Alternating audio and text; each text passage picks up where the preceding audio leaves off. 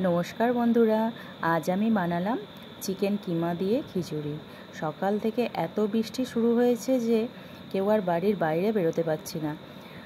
বৃষ্টি হলেই আমার বাড়ির সবাইয়েরই একটু আমার মতোই খিচুড়ি খেতে ভালো লাগে। আগের ব্লগেই বলেছিলাম যে সবাই ভালোবাসে, তাই আজকে সবার মন মতো খাবার খিচুড়িটাই বসালাম। এদিকে আমি কড়াই পরিমাণ মতো তেল দিয়ে দিয়েছি আর আলুগুলো ভাজতে দিয়ে দিলাম। আর এখানে আমি চাল নিয়েছি 1.5 কৌটো আর ডাল নিয়েছি 2টো ডাল মিলিয়ে 1 কৌটো। মুসুর ডালটাই এবারে একটু বেশি দিয়েছি।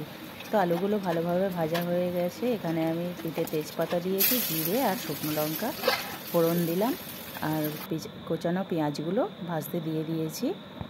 পেঁয়াজগুলোকে মোটামুটি বাদামি মতো হয়ে আসবে, তখন ভাজার পরে আমি দিয়ে দেব হলুদ গুঁড়ো 2 চামচ।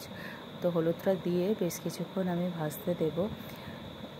ভাজা হয়ে গেলে তাতে দিয়ে দিলাম 2 চামচের মতো রসুন বাটা, আর আদা আর কাঁচা লঙ্কা বাটা দিয়েছি এখানে 2 চামচের মতোই। কাঁচা লঙ্কা এখানে আমি 7টা দিয়েছিলাম। আর এদিকে আমি নিয়ে নিয়েছি 10টার মতো কাজু বাদাম আর একটা টমেটো, ওটাকে আমি একসঙ্গে বেটে নিয়েছি। আর এত ঝাপটা আসছিল যার জন্য জানালাটা আবার বন্ধ করতে হলো।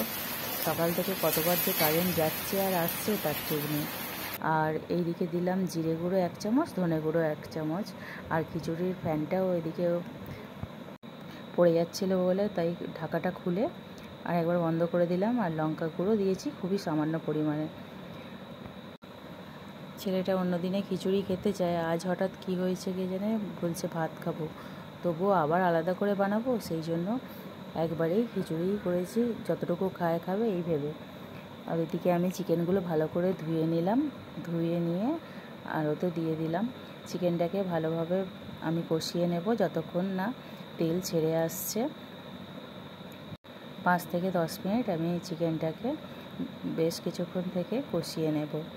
এই যে কারেন্টটা যাচ্ছে আর আসছে, এত বিরক্ত করছে, আর সেরকম বাজও পড়ছিল। সারা দিনটা যেন বৃষ্টিতেই কেটে গেছে।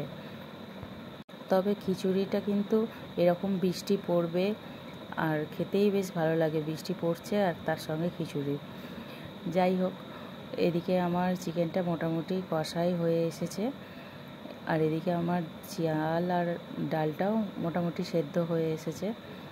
তো এরপর আমি দিয়ে দেব চাল ডালের মধ্যে চিকেনটা।